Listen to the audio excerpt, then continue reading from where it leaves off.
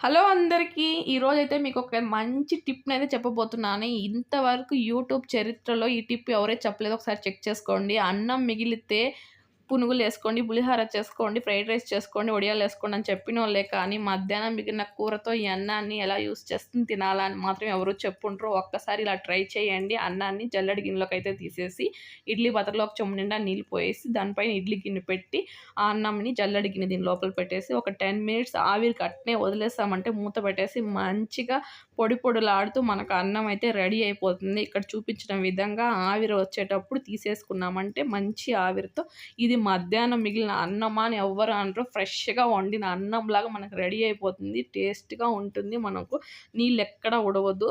మనం అన్నం వేడి చేసినప్పుడు మాడిన వాసన అట్లా ఏముండదండి. ఒక్కసారి ట్రై చేయండి. అందరికీ షేర్ చేయండి. సేవ్ చేసుకోండి. మరో వీడియోతో మీ ముందుకొస్తాను. నచ్చితే సబ్స్క్రైబ్ చేసుకొని లైక్ చేయండి. బాయ్.